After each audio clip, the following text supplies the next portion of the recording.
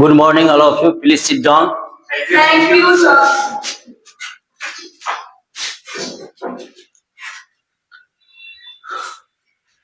तो कल मेरे द्वारा आप लोगों को कुछ काल्पनिक रेखा के बारे में बताया गया था, जिसमें से आप लोगों को मैं बताना चाहूंगा कि एक टॉपिक रह गई थी, जिस टॉपिक का नाम है कटिबंधीय क्षेत्र। तो आज जो मेरे द्वारा जो बताया जाएगा वो टॉपिक है कटिबंधीय क्षेत्र। इसमें हम आपको बताएंगे कि कटिबंधीय क्षेत्र किसे कहते हैं, कटिबंधीय क्षेत्र कितने प्रकार के होते हैं, और इन सभी टॉपिकों को मेरे द्वारा मानचित्र के माध्यम से बताने का प्रयास की जाएगी। तो फिलहाल हम इधर उधर की बातों को छोड़ते हैं और चलते हैं अपने काम की ओर।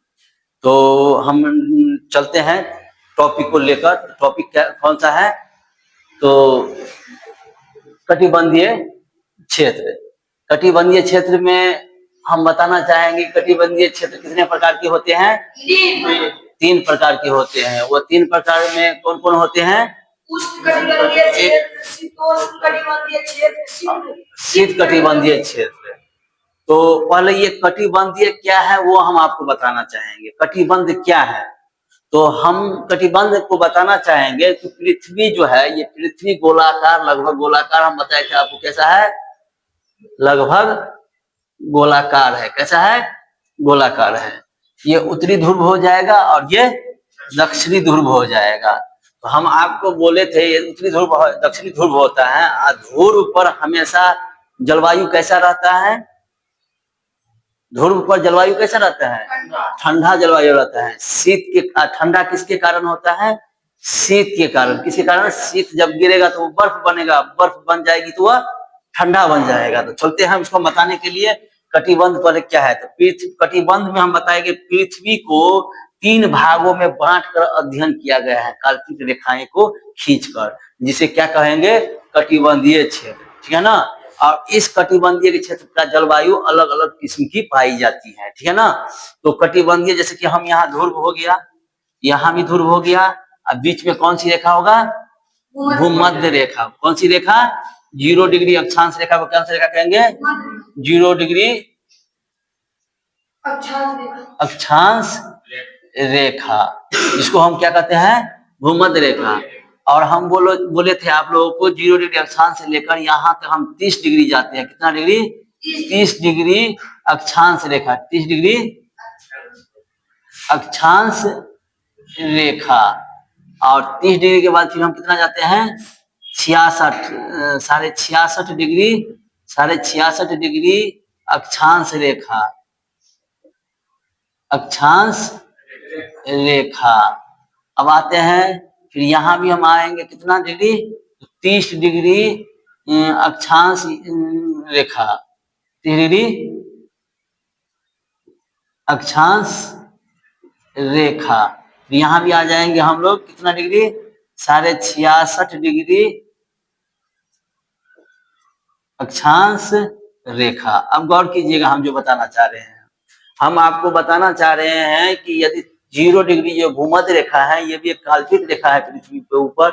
यहाँ से यदि हम ऊपर जाते हैं तो इसको जैसे हम मिला लेते हैं ऐसे, और इसको मिलाते हैं हम 30 डिग्री में मिलाते हैं, तो इन बीच का जो क्षेत्र जो बनता है, ये बीच का जो क्षेत्र कैसा क्षेत्र बनेगा? उष्ण कटिबंधीय क्षेत्र बनेगा। कि भूमध्य रेखा से ये बीच का ये 30 डिग्री ऊपर, भूमध्य रेखा से 30 डिग्री नीचे, कैसा क्षेत्र बनेगा? उष्ण कटिबंधीय क्षेत्र। कौन सा? लिख लीजिए, उष्ण कटिबंध। कटिबंध कैसा क्षेत्र? उष्ण कटिबंध क्षेत्र। ऊपर में भी 30 डिग्री, नीचे में भी कैसा क्षेत्र बनेगा? उष्ण कटिबंधीय क्षेत्र। अब देखिए एक बात और देखिए, ये उष्ण कटिबंधीय समझ में आ गया है, ये उष्ण कटिबंध समझ में आ गया। अब आते हैं शीतोष्ण। शीतोष्ण को समझने से पहले हम शीत को समझते हैं।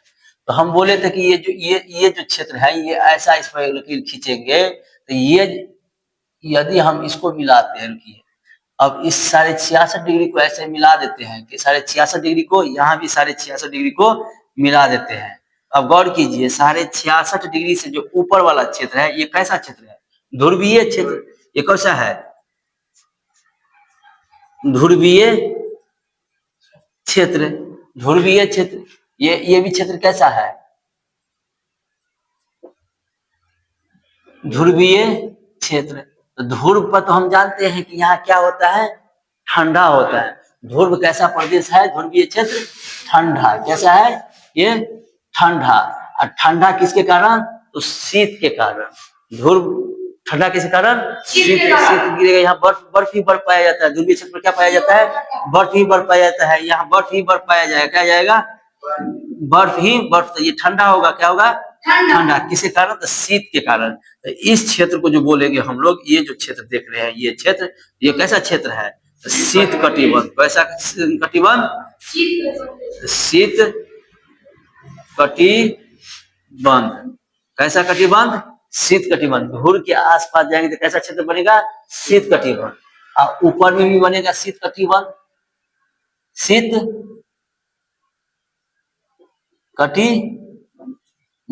कैसा क्षेत्र बनेगा ये? शीत कटिबंध। अब देखिए यदि यहाँ शीत कटिबंध है, यहाँ उष्ण कटिबंध है, तो इधर से जाएगा तो उष्ण ताप इधर की ओर जाएगा, और उधर से ठंडा क्या होगा? इधर की ओर आएगा। तो ठंडा नीचे की ओर जाएगा, और नीचे से क्या जाएगा? उष्ण जाएगा। तो ठंडा शीत और गर्म मिलकर कैसा कटिबंध बनेगा? शीत जोड़ उष्ण। ऊपर से क्या है? ऊपर से शीत और नीचे से उष्ण। तो शीत और उष्ण को जब जोड़ के बनाएंगे तो शीतोष्ण कटिबंध। कैसा कटिबंध? शीतोष्ण। शीतोष्ण कटिबंध। कटिबंध। तो अब तीनों कटिबंध समझ में आ गया आप लोगों को। हम क्या बताना चाहें? भूमध्य रेखा के 30 डिग्री ऊपर 30 डिग्री नीचे कौन सा क्षेत्र? उष्ण कटिबंधीय क्षेत्र। भूमध्य रेखा से ऊपर जाएंगे तो इधर से उष्मा मिलेगा, उधर से शीत मिलेगा। तो शीत और उष्ण को जोड़ेंगे तो शीतोष्ण कटिबंध। और सबसे ऊपर में तो जानते ही ठंडा पाया जाता है, शीतोष्ण कटिबंध। कोई दिक्कत? ठीक उसी प्रकार से ये भी हो जाएगा। यही हो जाएगा उष्ण कटिबंध। ये हो जाएगा उष्ण कटिबंध। कटिबंध क्षेत्र। ये क्या हो जाएगा? शीत जोड़ उष्ण। शीतोष्ण। शीतोष्ण कटिबंध। यहाँ जानेंगे शीत कटिबंध। तो हम समझ गए कि कटिबंध कितने प्रकार के होते हैं? 3 प्रकार के। कौन कौन होते हैं? उष्ण कटिबंध, शीतोष्ण कटिबंध और शीत कटिबंध। आगे समझ में। इसीलिए हम आपको इससे पहले वाले वीडियो में भी बताए थे कि अक्षांश रेखा से क्या हमें निर्धारण होता है? तो जलवायु एवं मौसम का निर्धारण होता है। किसका निर्धारण होता है? जलवायु एवं मौसम का। ये एक प्रकार से अक्षांश रेखा भी है। अरे ये कटिबंध एक अक्षांश रेखा हुआ ना। अक्षांश रेखा क्या हमें निर्धारण कर रहा है? यहाँ और यहाँ के अक्षांश के बीच की जलवायु कैसा होगा? मौसम कैसा होगा? ये हमको कौन अक्षांश रेखा बता रहा है? तो शीतोष्ण होगा। ध्रुव के जाकर ध्रुवीय अक्षांश रेखा पर जलवायु कैसा होगा?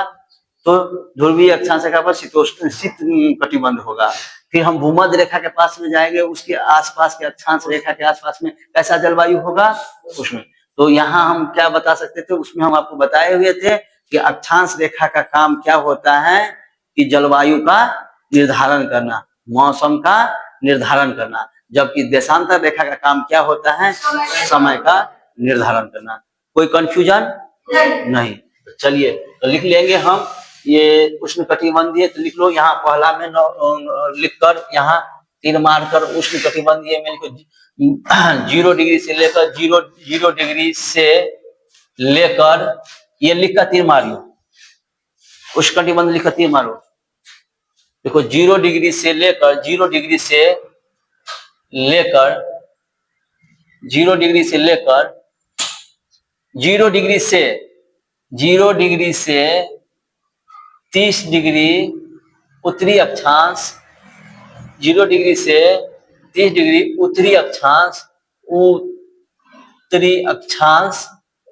एवं दक्षिणी अक्षांश, 30 डिग्री दक्षिणी अक्षांश 30 डिग्री दक्षिणी अक्षांश, दक्षिणी अक्षांश,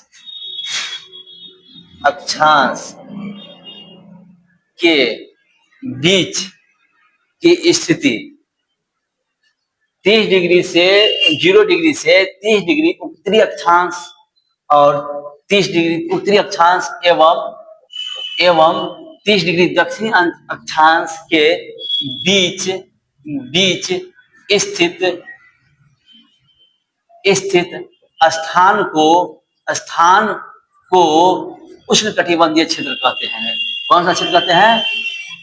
उष्ण कटिबंध क्षेत्र कहते हैं, क्षेत्र कहते हैं। क्या लिखोगे?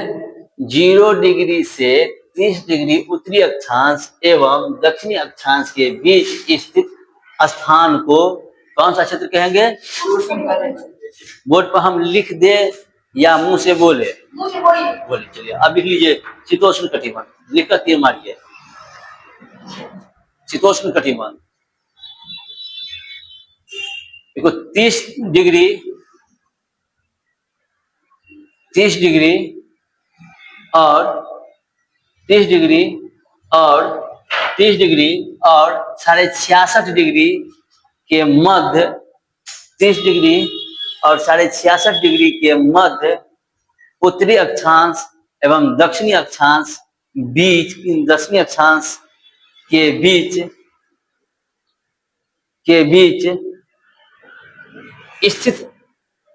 स्थित स्थान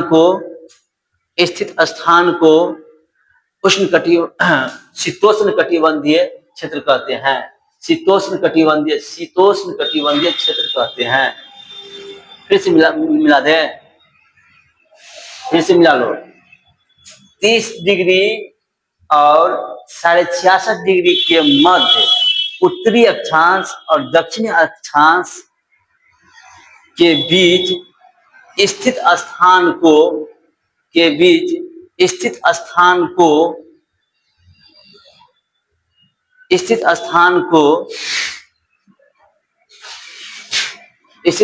को शीतोष्ण कटिबंध क्षेत्र कहते हैं। शीतोष्ण कटिबंध क्षेत्र कहते हैं। कोई दिक्कत?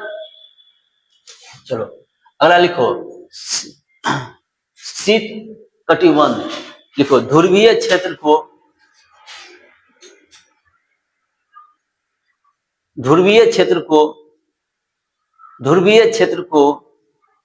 शीत कटिबंध क्षेत्र कहते हैं। ध्रुवीय क्षेत्र को शीत कटिबंध क्षेत्र कहते हैं। यहाँ बर्फ ही बर्फ पाया जाता है। यहाँ बर्फ ही बर्फ पाया जाता है। इसका अक्षांशीय विस्तार 66.5 डिग्री से 90 डिग्री के मध्य स्थित है। इसका अक्षांशीय विस्तार 66.5 डिग्री से 90 डिग्री के बीच 66.5 डिग्री से 90 डिग्री के बीच उत्तरी अक्षांश और दक्षिणी अक्षांश में स्थित है। उत्तरी अक्षांश और दक्षिणी अक्षांश के मध्य स्थित है। उत्तरी अक्षांश और दक्षिणी अक्षांश में स्थित है। उत्तरी अक्षांश और दक्षिणी अक्षांश में स्थित है। कोई दिक्कत? चलिए अगला लिखिए।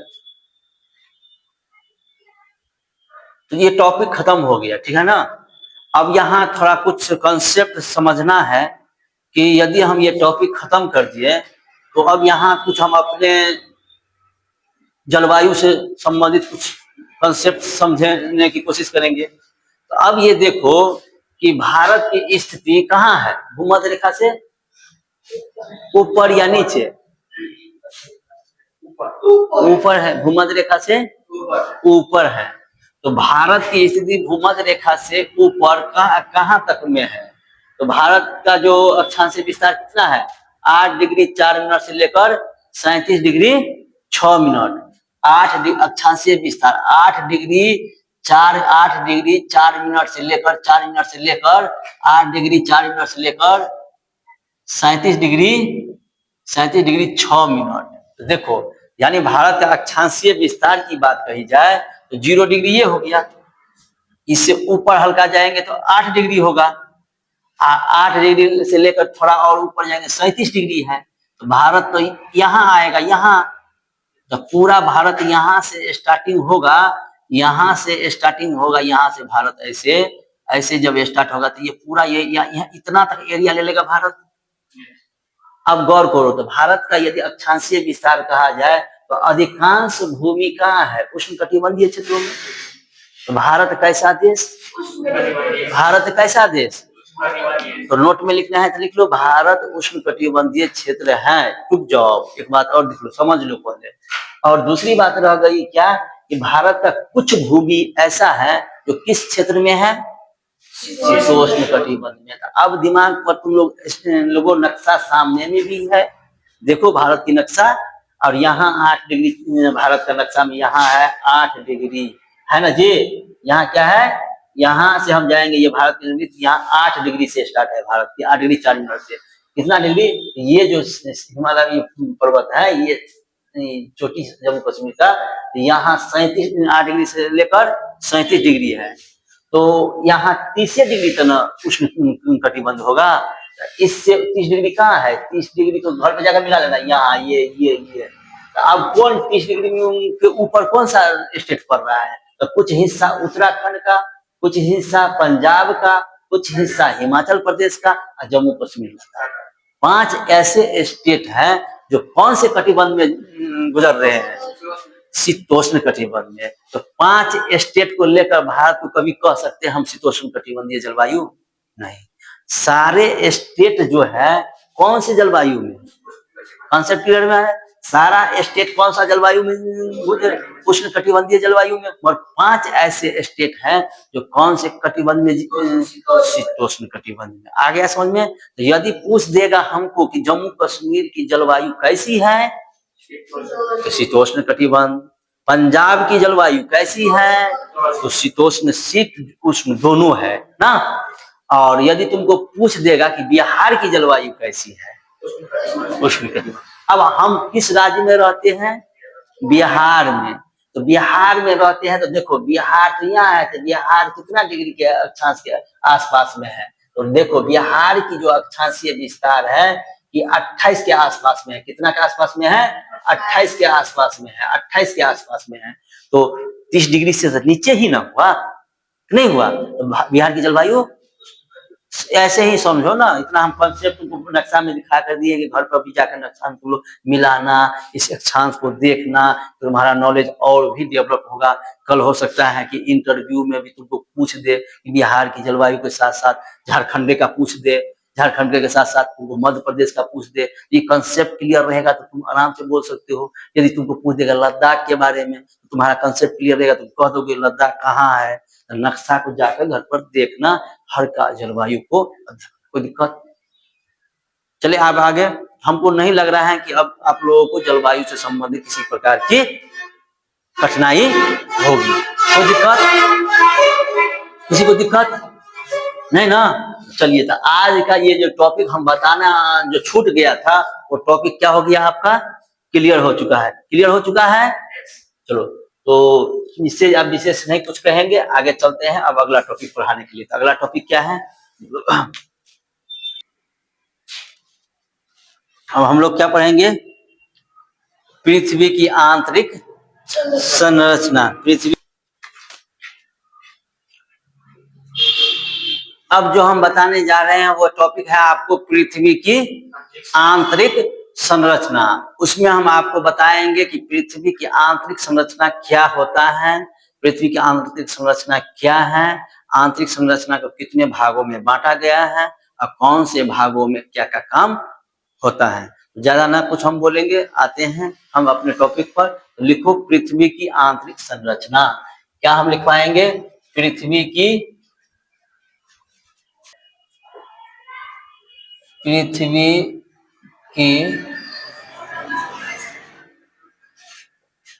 आंतरिक संरचना, पृथ्वी की आंतरिक संरचना क्या बताना जा रहे हैं? पृथ्वी की आंतरिक संरचना। तो पृथ्वी की आंतरिक संरचना तो हम लोग जानते हैं कि पृथ्वी के अंदर बनावट आकृति को ही पृथ्वी की आंतरिक संरचना कहते हैं। लिख लो, पृथ्वी की आंतरिक संरचना किसे कहते हैं? पृथ्वी के आंतरिक संरचना इसे कहते हैं।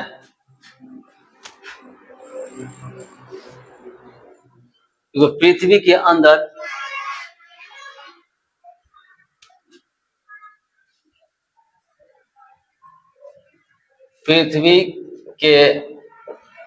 अंदर बनावट आकृति को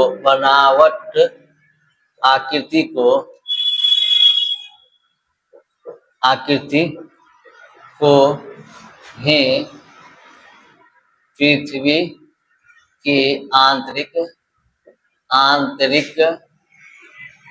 आंतरिक संरचना कहते हैं। आंतरिक संरचना कहते हैं। पृथ्वी के अंदर बनावट आकृति को ही आंतरिक संरचना कहते हैं। यह मुख्य रूप से 3 प्रकार की होती है। इसकी बनावट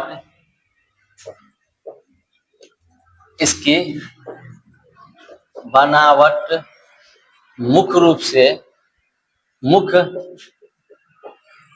से 3 प्रकार से पाया गया है।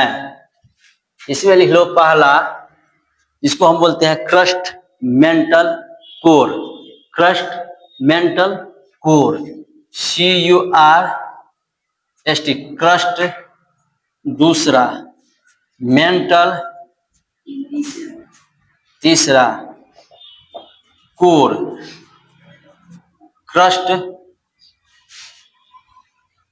क्रस्ट मेंटल कोर इसको बोलते हैं CRUST, crust mantle core. Crust को हिंदी में क्या बोलेंगे? भूपट्टी। भूपट्टी,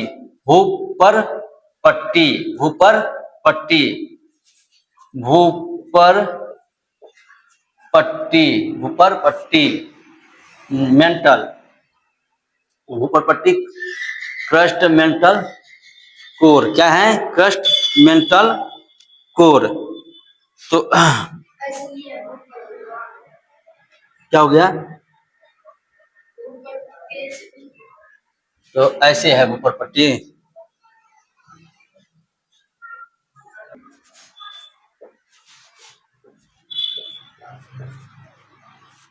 चलो, भूपट्टी ना, मेंटल, क्रस्ट मेंटल कोर। इस क्रस्ट भूपट्टी मेंटल को बोला गया है किसी आवरण और केंद्रीय भाग, इसको कहा गया है मेंटल। मध्य भाग को कहा जाता है आवरण और तीसरा को बोला गया है केंद्रीय भाग। कौन सा भाग? केंद्रीय भाग। आपको बताए हैं कि पृथ्वी की आंतरिक संरचना को कितने भागों में बांटा गया है? तो पृथ्वी की आंतरिक संरचना को 3 भागों में बांटा गया है। कौन कौन भाग है? क्रस्ट, मेंटल, दूसरा कोर। यही इंग्लिश नाम रटने में आसान होगा, उसके बाद हिंदी अपना होगा तो रट लीजिएगा। क्रस्ट को बोला जाता है, क्या कहा जाता है? ऊपर पट्टी। मेंटल को क्या कहा जाता है? आवरण। और सबसे निचली परत को क्या कहा जाता है? कोर, केंद्रीय भाग। जैसे कि देखिए, ये जो है पृथ्वी को जैसे हम ऐसे काट कर निकालेंगे ना, तरबूजा की तरह ऐसे निकलेगा ना जी, ऐसे ही नहीं ये निकलेगा ना। पृथ्वी को जब हम काट कर निकालेंगे, पृथ्वी गोल तरबूजा की तरह है, यदि उसको हम पूरा भाग को, केंद्रीय भाग को काटेंगे तो ऐसे ही ना निकलेगा। न समझा। जी। यदि इस पृथ्वी को ऐसा गोल है, यदि हम उसको काट कर निकालेंगे, ऐसे निकालेंगे तो ये यही भाग ये केंद्रीय भाग हुआ ना, इस काट के तो ऐसे ही ना निकलेगा, ऐसे ही ना निकलेगा इसमें से।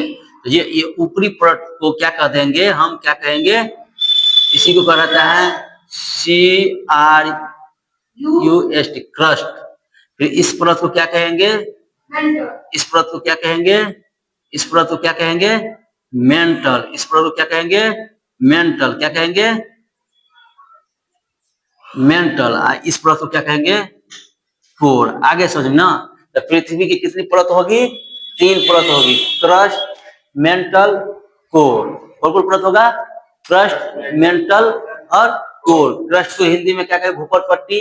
क्रस्ट को हिंदी में क्या कहेंगे, भूपर पट्टी। और आवरण को, मेंटल को आवरण कहेगा, और केंद्रीय भाग को कोर कहा जाता है। केंद्रीय भाग को कोर कहा जाता है।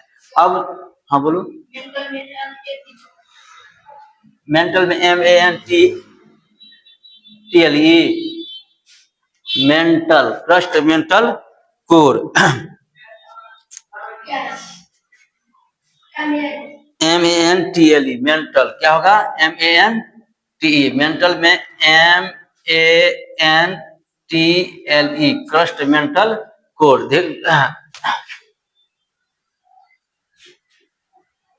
MENTALE, मेंटल, ठीक है ना।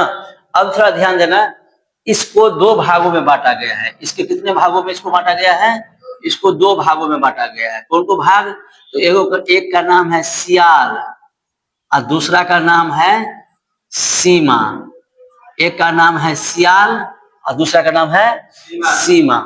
हम इसके बारे में अध्ययन करेंगे। अब विशेष अध्ययन किसके बारे में अध्ययन करेंगे, इसके बारे में थोड़ा हम कुछ जानकारी इसके बारे में दे देते हैं।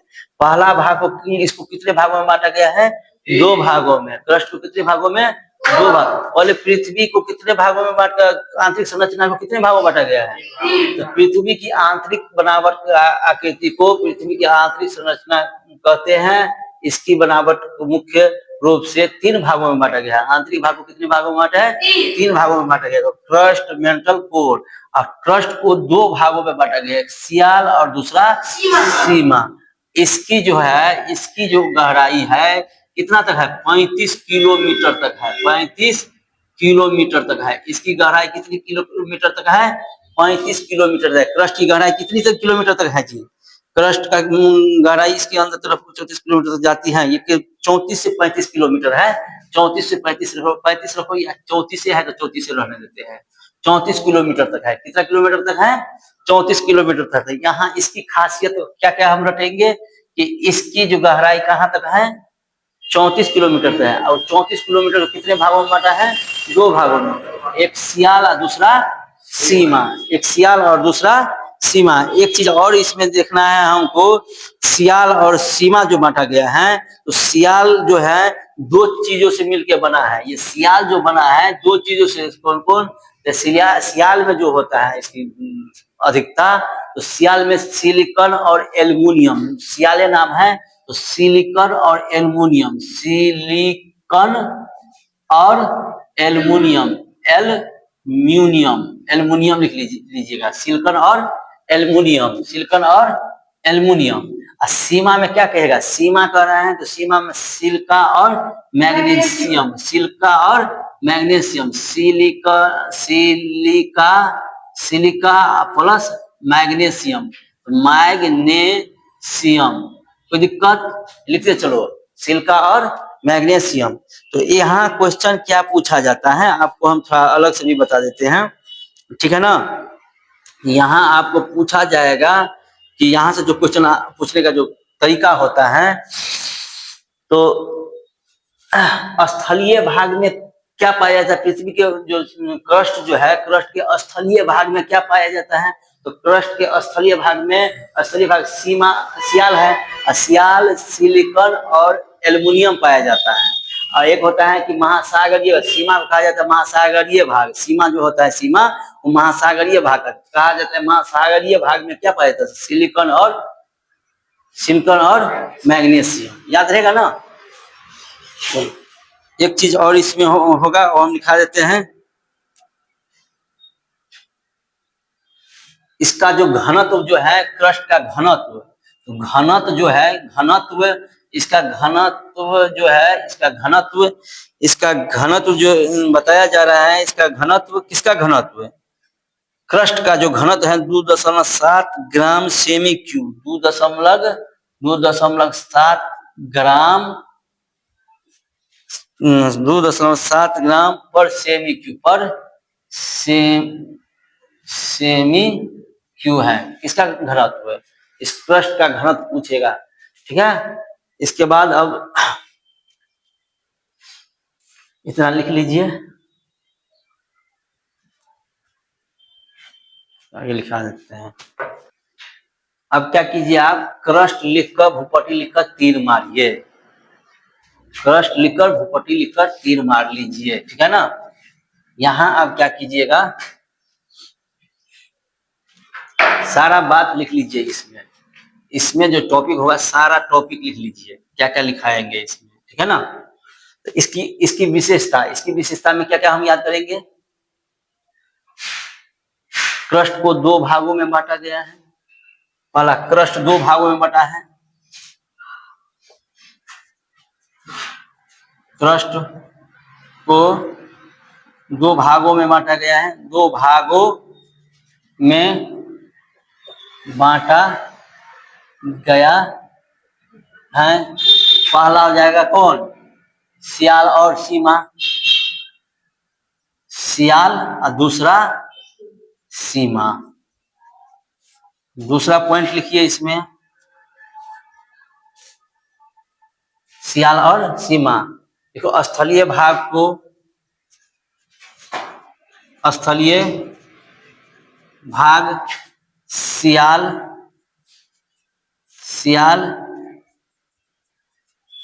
कहलाती हैं, जो स्थलीय भाग सियाल कहलाती हैं, जो किसका, सिलिकॉन और एल्युमिनियम का बना है, जो सिलिकॉन एवं एल्युमिनियम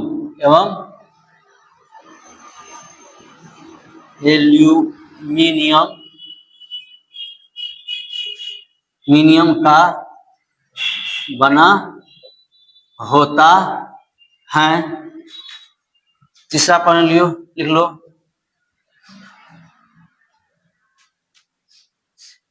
लिखो महासागरीय भाग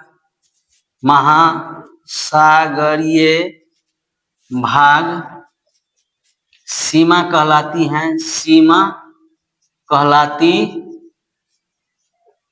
हैं, जो सिलिका एवं मैग्नीशियम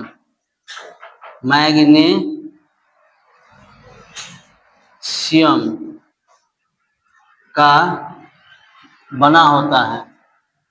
ये दिखाई दे रहा है जी, मैग्नीशियम का बना होता है। कोई दिक्कत? अगला लिखो,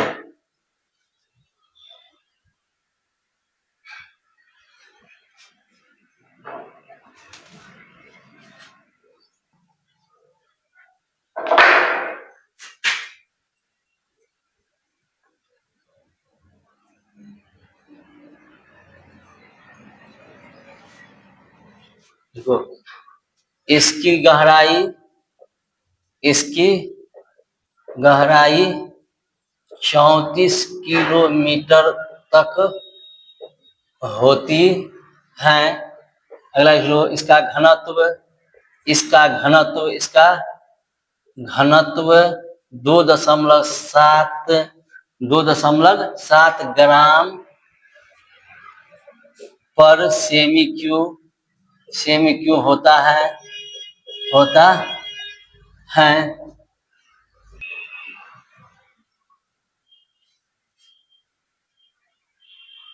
भूपटल में लिखो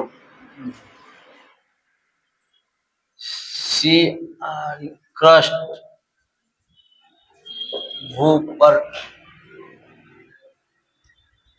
भूपट्टी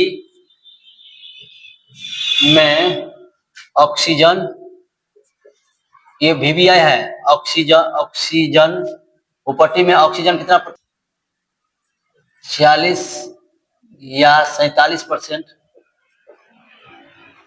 ऑक्सीजन ऑक्सीजन के बाद हम लिख रहे हैं सिलिकॉन।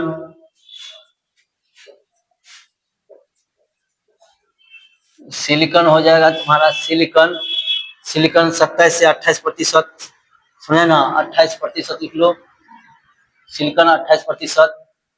सिलिकॉन के बाद आ जाते हैं हम लोग एल्युमिनियम 8%, एल्यूमिनियम एल्यूमिनियम कितना हो जाएगा 8%। उसके बाद हम आ जाते हैं एल्यूमिनियम के बाद लोहा 5%, लोहा 5%। अब गौर करना, बस इससे ज्यादा इसमें क्वेश्चन नहीं पूछा जाता है। यहाँ से क्वेश्चन आपको पूछा जाएगा कि पृथ्वी की आंतरिक संरचना कितने प्रकार के होते हैं। पृथ्वी की आंतरिक संरचना की बनावट 3 प्रकार के हैं। कौन कौन? Crust, mental, core. अब क्रस्ट को कितने भागों में बांटा गया है? 2। कौन कौन भाग?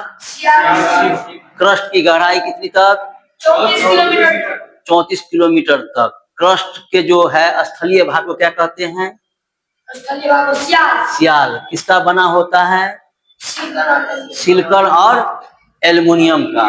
महासागरीय भाग को क्या कहते हैं? सीमा। सीमा कहते हैं। किसका बना होता है? मैग्नीशियम का। यहाँ तक ये क्वेश्चन भी है, यहाँ तक पूछेगा ही तुमको। क्रस्ट का घनत्व कितना है? 2.7 ग्राम पर सेमी क्यूब। यहाँ तक क्वेश्चन तुमको पूछेगा। और ये क्वेश्चन तो पूरे VBI है, कम से कम ये 2 को 3 को पूछता ही है। ये तीनों को तुम याद कर लेना। ये 3 जो है ये और ये, बाकी याद नहीं भी हो चलेगा। ये 3 को भी काफी पूछता है क्वेश्चन, यहीं से ज्यादातर उठता है कि जो भूपटल पर सबसे अधिक जो है किस गैस की मात्रा है? ऑक्सीजन। सबसे अधिक किस गैस की मात्रा है? ऑक्सीजन। ऑक्सीजन कितना प्रतिशत है? 46 या 47। 46.60 दिया रहेगा तो वो मार देंगे, 47 रहेगा तो 47 मार देंगे, ठीक है ना। इसी का आंसर है। सिलिकॉन का मात्रा कितना होता है? 28%। सिलिकॉन के बाद हम आते हैं एल्युमिनियम का मात्रा कितना होता है? 8%। सबसे ज्यादा किस गैस भूपटल पर पाया जाता है? ऑक्सीजन का। सबसे ज्यादा कौन सा गैस पाया जाता है? तो ऑक्सीजन का पाया जाता है, ठीक है ना। और यदि सिलिकॉन सबसे अधिक गैस वहां इसका पाया, उसके बाद इसका ऑक्सीजन, उसके बाद सिलिकॉन, उसके बाद एल्युमिनियम, ठीक है ना। चलो, तो यही क्वेश्चन ज्यादा पूछता है यहाँ। और एक चीज पूछ देगा कि सबसे ज्यादा यहाँ पूछ देगा धातु कौन पाया जाता है। यहाँ भूपटल पर सबसे अधिक मात्रा में धातु, किस धातु का प्रतिशत ज्यादा है? तब क्या जवाब दोगे? तब एल्युमिनियम। तब किसका? एल्युमिनियम। आपको सर सिलिकॉन भी जो तो है, तो सिलिकॉन जो होता है अर्धचालक होता है, उपधातु होता है। सिलिकॉन कैसा है? उपधातु है, ठीक है ना। सिलिकॉन क्या है? उपधातु है। पूर्ण रूप से धातु कौन है? एल्युमिनियम। विद्युत का सुचालक होता है ना जी। सबसे अधिक धातु भूपट्टी पर कौन सा पाया जाता है? एल्युमिनियम। नहीं तो मोबाइल पर भी सर्च करके देख लेना कि पृथ्वी पर सबसे अधिक गैसों की मात्रा किसकी है? पृथ्वी के ऊपर पूछे तो नाइट्रोजन। पृथ्वी के अंदर, पृथ्वी में पूछे, पृथ्वी में, तो पृथ्वी में जो सबसे अधिक किस गैस से बना है? तो गैस कहेगा तो ऑक्सीजन, गैस कहेगा तो ऑक्सीजन, धातु कहेगा तो एल्युमिनियम, धातु कहेगा तो एल्युमिनियम। आपको सिलिकॉन क्यों नहीं है? तो सिलिकॉन क्या है? अर्धचालक है। आगे समझे, कोई दिक्कत? यदि पूछ देगा कि पृथ्वी के ऊपर जो वायुमंडल में पूछ देगा, वायुमंडल में, तुमको पृथ्वी के ऊपर नहीं पूछेगा, वायुमंडल में सबसे अधिक किस गैस की मात्रा है? तो नाइट्रोजन। लिख लो, वायुमंडल में सबसे